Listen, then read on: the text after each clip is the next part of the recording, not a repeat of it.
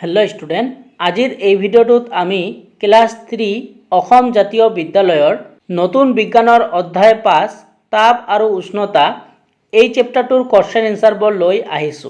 আজিৰ এই ভিডিওটোত এই চেপ্টাৰটোৰ যিমানখিনি প্ৰশ্ন আছে গোটেইখিনি প্ৰশ্নৰ উত্তৰ মই তোমালোকক লিখি দিম আৰু কোনবোৰ কোৱেশ্চন ইম্পৰ্টেন্ট হয় মই তোমালোকক কম। আৰু ইয়াৰ আগত আমি তোমালোকক বাকি চেপ্টাৰবোৰৰ ভিডিও দিছো, যদি কোনোবাই চোৱা নাই তোমালোকে চাই লবা। তেনেহলে আজিৰ ভিডিওটো আমি স্টাৰ্ট কৰিছো। চেপ্টাৰটোৰ নাম হল তাপ আৰু উষ্ণতা অধ্যায় 5। তোমালোকে এই যেটো চেপ্টাৰ আছে এইটো তোমালোকে এবাৰ ঘৰতে ৰিডিং কৰিবা।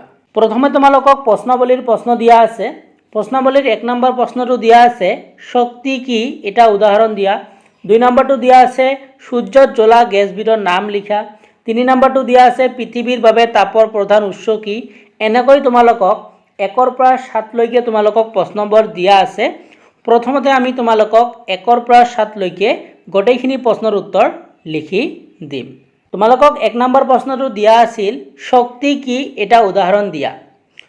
তোমালোকে ইয়াৰ উত্তৰটো এনেকৈ লিখিবা কাম কৰা জৰকে শক্তি বলে। এটা উদাহৰণ হল মানুহজনে বস্তাটো ডাঙিছে। তোমালোকে ভিডিওটো পজ কৰি এইবোৰ লিখি লবা। 2 নম্বৰ প্ৰশ্নটো তোমালোকক দিয়া আছে সূৰ্যত জ্বলা গেছবিধৰ নাম লিখা। তো ইয়াৰ উত্তৰটো এনেকৈ লিখিবা সূৰ্যত জ্বলা গেছবিধৰ নাম হল হাইড্ৰোজেন গেছ। ঠিক আছে, কোৱেশ্চনটো তোমালোকৰ ইম্পৰ্টেন্ট হয়, ভালকৈ পঢ়িবা যে সূৰ্যত জ্বলা গেছবিধৰ নাম হল হাইড্ৰোজেন গেছ। তাৰ পিছত তোমালোকক 3 নম্বৰ প্ৰশ্ন দিয়া আছে পৃথিৱীৰ বাবে তাপৰ প্ৰধান উৎস কি। তো ইয়াৰ উত্তৰটো লিখিবা পৃথিৱীৰ বাবে তাপৰ প্ৰধান উৎস হল সূৰ্য। ঠিক আছে, তোমালোকে এইটো লিখি লবা। তাৰ পিছত তোমালোকক 4 নম্বৰটো দিয়া আছে তাপ কি লিখা। তো ইয়াৰ উত্তৰটো তোমালোকে এনেকৈ লিখিবা তাপ এবিধ শক্তি। তাপে বহু কাম কৰিব পাৰে, তাপে বস্তুৰ পৰিৱৰ্তন ঘটায়। তো আমি জানো যে তাপ কি, তাপ হৈছে এবিধ শক্তি আৰু তাপে কি বহুত কাম কৰিব পাৰে। ঠিক আছে, আমাৰ দৈনন্দিন জীৱনৰ বহু কাম কৰিব পাৰে আৰু কি কৰে যে তাপে বস্তুৰ পৰিৱৰ্তন ঘটায়। তো তোমালোকে এইখিনি লিখিলে হ'ব যে তাপ এবিধ শক্তি, তাপে বহু কাম কৰিব পাৰে, তাপে বস্তুৰ পৰিৱৰ্তন ঘটায়। এতিয়া আমি নেক্সট 5 নম্বৰ প্ৰশ্নটোলৈ আগবাঢ়িছো। 5 নম্বৰ প্ৰশ্নটো তোমালোকক দিয়া আছে তাপে বস্তুৰ পৰিৱৰ্তন ঘটায়, দুটা উদাহৰণ দিয়া। যে তাপে যে বস্তুৰ পৰিৱৰ্তন ঘটায় ইয়াৰ দুটা উদাহৰণ লিখিব গৈছে। উত্তৰটো তোমালোকে এনেকৈ লিখিবা 1 নম্বৰ পইণ্টটো লিখিবা তাপ শক্তিয়ে বৰফক পানী কৰে। যে আমি জানো যে তাপে কি কৰে বৰফক পানী কৰিব পাৰে, হয় না নহয়। আমি যদি বৰফক বেছি তাপ দিওঁ তেনেহলে বৰফটো কি হয় পানী হয়। তো এইটো লিখিবা যে তাপ শক্তিয়ে বৰফক পানী কৰে আৰু পানীক কি কৰে ভাপ কৰে। পানীক কি কৰে ভাপ কৰে। আমি যদি পানীক গৰম কৰি থাকো এইটো কি হ'ব ভাপ হ'ব, হয় না নহয়। তো তোমালোকে লিখিবা যে তাপ শক্তিয়ে বৰফক পানী কৰে আৰু পানীক ভাপ কৰে। 2 নম্বৰটো তোমালোকে লিখিবা তপতালে কণী এটাৰ ভিতৰখন গট মাৰে। ঠিক আছে, তো তোমালোকে এই দুটা লিখিলে হ'ব। তোমালোকে ভিডিওটো পজ কৰি এইটো লিখি লবা। তাৰপিছত তোমালোকক 6 নম্বৰ প্ৰশ্নটো দিয়া আছে তাপ শক্তিৰ উৎস কাক বোলে। তাপ শক্তিৰ কেইবিধমান উৎসৰ নাম লিখা। তো তোমালোকে ইয়াৰ উত্তৰটো এনেকৈ লিখিবা জীৱৰ বস্তুৰ পৰা তাপ পোৱা যায় তাকে তাপ শক্তিৰ উৎস বোলে।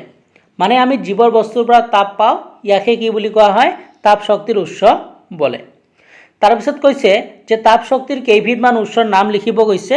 তো তোমালোকে ইয়াৰ উত্তৰটো এনেকৈ লিখিবা তাপ শক্তিৰ কেইবিধমান উৎসৰ নাম হল কয়লা, ডিজেল, পেট্ৰল, কাঠ, ৰন্ধন গেছ আদি। তোমালোকে ভিডিওটো পজ কৰি এইটো লিখি লবা। এতিয়া আমি নেক্সট প্ৰশ্নলৈ আগবাঢ়িছো।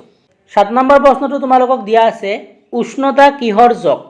তো তোমালোকে ইয়াৰ উত্তৰটো লিখিবা বস্তু এটা কিমান তপত উষ্ণতা তাৰে জক। তো আশা কৰিছো তোমালোকে এইবোৰ লিখি ললা। এতিয়া আমি নেক্সট যিবোৰ প্ৰশ্ন আছে এইবোৰ চাও। 8 নম্বৰ প্ৰশ্নটো তোমালোকক দিয়া আছে শুদ্ধতাৰ ওপৰত ৰাইট চিন দিয়া। তো তোমালোকক কৰ পৰা ঘলৈ দিয়া আছে, কোনটো শুদ্ধ হ'ব তোমালোকক লিখিব কৈছে।